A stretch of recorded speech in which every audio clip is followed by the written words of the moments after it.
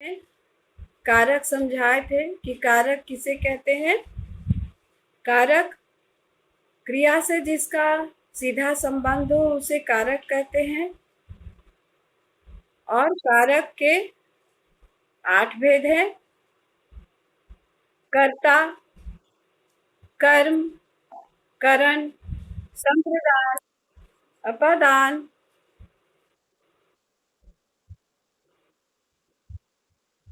अच्छा, संबंध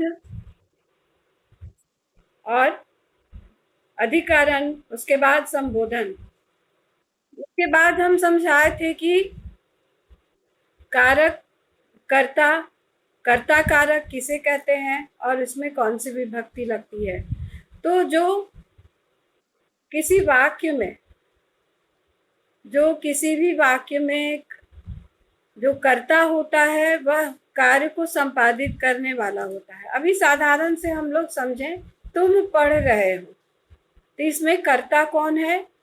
इसमें कर्ता है तुम। मैं पढ़ा रही हूं तो इसमें कर्ता कौन है? मैं। संस्कृत में हम ये जब वाक्य में बनाएंगे तो अहम पठामि, तो इसमें कर्ता कौन है? अहम। त्वम पठसि, इसमें कर्ता का कौन है? त्वम। तो अस्मत् का प्रथमा विभक्ति एक वचन अहम और युष्मत् का प्रथमा विभक्ति त्वम एक वचन। तो कभी भी हम देखें कि कर्ता क्या है, तो कर्ता तो कार्य संपादित करने वाला होता है और उसमें हमेशा ही प्रथमा विभक्ति लगती है। जैसे कुछ वाक्य थे 33 पृष्ठ पर, महात्मा कुटीरे वसति स्म, तो महात्मा में यहाँ कौन सी विभक्ति लगी? प्रथमा। महात्मा, महात्मानौ, महात्मानः, महात्मानं, महात्मनौ, महात्मनः, इस तरह से चलता है। महात्मन मूल शब्द है, तो महात्मा, महात्मानौ, महात्मानः, तो महात्मा प्रथमा विभक्ति। उसी तरह से सज्जनाः सत्य मार्गम न त्यजन्ति, तो सज्जनाः, सज्जना में यहाँ पर प्रथमा विभक्ति बहुवचन, सज्जनाः प्रथमा विभक्ति बहुवचन, सज्जनः, सज्जनौ, सज्जनाः, तो सज्जना में प्रथमा विभक्ति बहुवचन। तो ये यहाँ पर कर्ता है, तो इसमें भी यहाँ क्या लगी? प्रथमा विभक्ति लगी। सत्पुरुषः सर्वविधं सहयोगम करोति, सत्पुरुषः में प्रथमा विभक्ति करता है। तो सुंदरम गृहम अपश्यताम, तो यहाँ करता है, तो तत् का पुल्लिंग प्रथमा विभक्ति द्विवचन सह तौ ते। उसी तरह से नदी वसुंधरायाः सौंदर्यम अस्ति, नदी, नदी नद्यौ नद्यः, नदी नद्यौ नद्यः, तो नदी में भी यहाँ प्रथमा विभक्ति लगी। कृषकाः क्षेत्राणि सिंचन्ति, कृषका करता है, तो कृषकः, कृषकौ, कृषका प्रथमा विभक्ति बहुवचन। क्रिया यहाँ पर बहुवचन है तो कर्ता भी बहुवचन। तो अब हम आते हैं कर्म कारक पर। कर्म कारक भी शायद हम बता चुके थे कि नहीं बताए थे? बताओ। हाँ, तो कर्म कारक किसे कहते हैं? कर्ता की क्रिया का फल जिस पर पड़े उसे कर्म कहते हैं और कर्म कारक में द्वितीया विभक्ति लगती है। कर्मणि द्वितीया, कर्मणि द्वितीया, ठीक है। कर्मणि द्वितीया, कर्म में द्वितीया विभक्ति लगती है। कर्मणि द्वितीया, कर्म में द्वितीया विभक्ति लगती है। कर्म क्या है? कर्ता की क्रिया का फल जिस पर पड़े उसे कर्म कहते हैं। कर्ता की क्रिया का फल जिस पर पड़े उसे कर्म कहते हैं। जैसे अहम विद्यालयम गच्छामि, तो यहाँ पर कर्म क्या है? विद्यालयम। विद्यालयम में कौन सी विभक्ति लगी? द्वितीया। अहम विद्यालयम गच्छामि, कर्ता के द्वारा क्रिया क्या हो रही है? कर्ता के द्वारा क्रिया हो रही है जाने की, जाने की क्रिया हो रही है गच्छामि। अहम विद्यालयम गच्छामि, तो अहम हो गया कर्ता और गच्छामि क्रिया।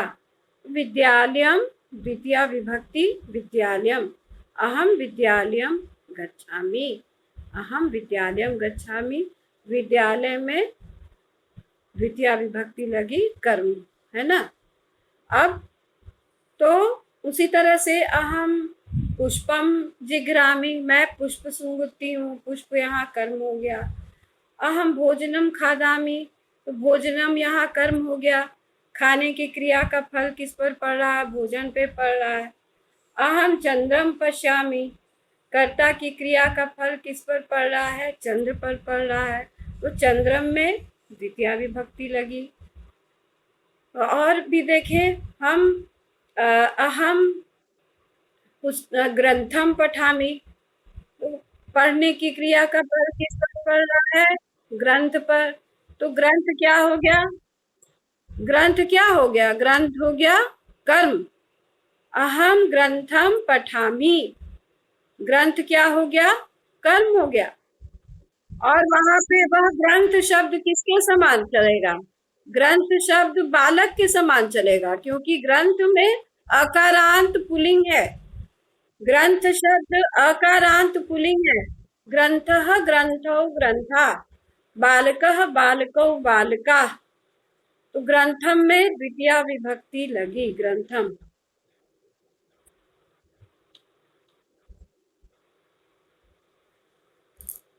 इसके बाद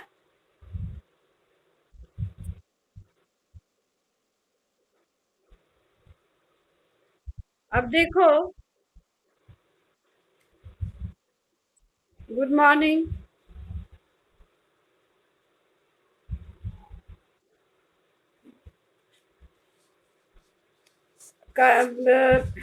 हम लोग देखते हैं कर्म कारक के कुछ उदाहरण।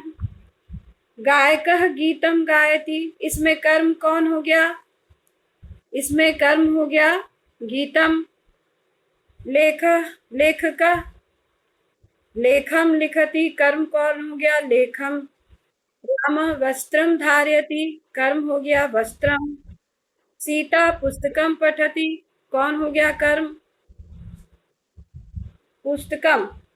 कवि कविताम रचति, कवि कविताम रचति, हाँ तो कविताम हो गया कर्म। अम्बा भोजनम पचति, कर्म हो गया भोजनम। अब देखें हम लोग कुछ उदाहरण हम लोग तो देख चुके थे, उदाहरण कुछ हम लोग देख चुके थे। जैसे ये तो हम लोग बताए थे, पढ़े थे ना, बालः डैश बालाः डैश पश्यन्ति, कौन सा, उद्यानम। छात्रे डैश पठत पाठम, गुरु डैश आह्वयति शिष्यान् शिष्यान्, अहम डैश स्मरामि उत्तरम, बालिका डैश कथयति अध्यापकम, सः डैश पाठयति माम पाठयति, तो द्वितीया विभक्ति। अस्मत् का द्वितीया विभक्ति, अहम आवाम वयम माम। अब देखो उपपद विभक्ति उस दिन बताए थे हम, उपपद विभक्ति, यदा विभक्ते प्रयोगम कारकाधारित च भवति अपितु कस्याचित् शब्दस्योके भवति तदा तत्र उपपद विभक्ति भवति। इसको समझने के लिए मैं बता रही हूँ कि जब किसी विशेष शब्द के योग में विशेष विभक्ति का प्रयोग हो तब उसमें द्वितीया विभक्ति लगती है। अब देखो उदाहरण, उभयतः, दोनों ओर। अभितः, अभितः मतलब दोनों ओर, इसका भी अर्थ हो गया दोनों ओर। परितः मतलब चारों ओर। बिना, हाँ चारों ओर। बिना मतलब बिना, विदाउट। प्रति मतलब ओर। इन पदों के योग में द्वितीया विभक्ति लगती। ये सब क्या हो गए? उभयत, अभित, परित, बिना, प्रति, ये सब क्या हो गए? ये सब हो गए, ये उपपद विभक्ति हो गए। उभयत, अभित, परित, बिना, प्रति, ये सब हो गए द्वितीया विभक्ति। ये सब हो गए उपपद विभक्ति, और इन सबों के योग में द्वितीया विभक्ति लगती है। ये सब उपपद विभक्ति है क्योंकि इन सबों के योग में विशेष विभक्ति का प्रयोग होता है। और एतेषां पदानां योगे अपि द्वितीया विभक्ति प्रयोगः भवति। ये सब पद अब उभयत दोनों ओर, अभित दोनों ओर, परित चारों ओर, बिना मतलब बिना, प्रति मतलब और, हाँ, इन सबों के योग में द्वितीया विभक्ति लगती है। जैसे छात्र पुस्तकम बिना न पठति, छात्र पुस्तक के बिना नहीं पढ़ता है। पुस्तकम में कौन सी विभक्ति लग गई? द्वितीया विभक्ति। द्वितीया विभक्ति। छात्र पुस्तकम बिना न पठति। अब देखो अभिता के योग में भी द्वितीया, ठीक है। तो गुरु शब्द है, गुरु के द्वितीया विभक्ति में क्या होगा? गुरुम, गुरु, गुरु, गुरुवः, गुरुम, गुरु, गुरुन। तो यहाँ पे क्या हो जाएगा? गुरुम। गुरुम अभितः छात्रा सन्ति। इसका आंसर लिख के भेज देंगे। गुरुम अभितः छात्रा सन्ति। अभिता के योग में द्वितीया, तो गुरु शब्द के योग में कौन सी विभक्ति लगेगी? द्वितीया विभक्ति लगेगी। ये गुरु शब्द है और इसके योग में कौन सी विभक्ति लगेगी? द्वितीया। गुरु के दोनों ओर छात्र हैं। जब हम कक्षा में पढ़ाते हैं और दो डेस्क के बीच में आते हैं तो दोनों ओर, याद करो कि पढ़ाते पढ़ाते टीचर जब दो डेस्क के बीच में आ जाता है तो दोनों ओर आ जाता है ना। तो वहां पे क्या हो गया? शिक्षिकाम अभितः, शिक्षिकाम अभितः छात्रा सन्ति, गुरुम अभितः छात्रा सन्ति। गुरु के दोनों ओर छात्र हैं। अब देखो, छात्रा डैश प्रति धावंती। प्रति के योग में कौन सी विभक्ति? द्वितीया। अब यहाँ देखो क्या दिया हुआ, गृहम। गृहम, गृहम में कौन सी, गृह में कौन सी विभक्ति लग गई? द्वितीया। गृहम। गृह, गृहम प्रति धावन्ति। छात्रा गृहम प्रति धावन्ति। डैश उभयतः दृष्ट्वा चलन्तु। तो उभयतः मतलब दोनों ओर। यहाँ पे क्या शब्द दिया हुआ है? सरणी। सरणी मतलब लेन, मार्ग। सरणिम, सरणी मतलब लेन, मार्ग, है ना। तो इसमें द्वितीया विभक्ति लग गई, सरणिम। सरणिम उभयतः दृष्ट्वा चलन्तु। सरणिम उभयतः दृष्ट्वा चलन्तु। सरणी के दोनों ओर चलकर क्या होते हैं? सरणी के दोनों ओर चलें, दोनों ओर देख कर चलें। सरणी के दोनों ओर देख कर चलें, मार्ग के दोनों ओर देख के चलें। तो सरणिम द्वितीया विभक्ति। सरणिम में क्या होगा? द्वितीया विभक्ति। सरणिम। पुत्र डैश पति अधावत। अम्बा में क्या विभक्ति लगेगी? अम्बाम, लता के समान चलेगा। अम्बा शब्द लता के समान चलेगा तो क्या हो जाएगा? अम्बाम।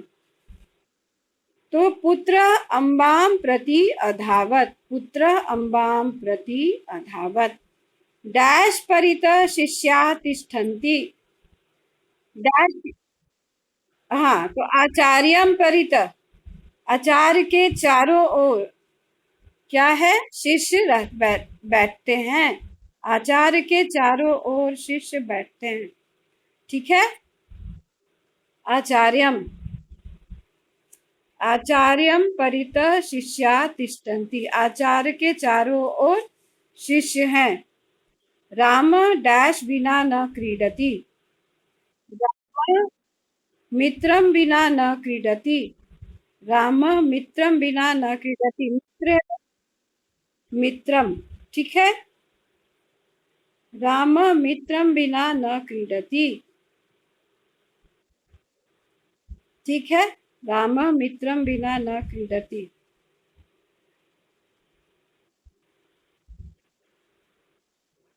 ठीक है, समझ गए। तो उपपद विभक्ति क्या है? उपपद विभक्ति वे शब्द हैं जिसके योग में विशेष विभक्ति का प्रयोग हो। जैसे द्वितीय विभक्ति, जैसे द्वितीय विभक्ति के हाँ, तो द्वितीय विभक्ति की उपपद विभक्तियां कौन है? उभयत, अभित, परित, बिना, प्रति। और भी होता है धिक। धिक मतलब धिक्कार। चौरम धिक, पापम धिक, सब में द्वितीय विभक्ति लगी। चौर में द्वितीय विभक्ति, ठीक है।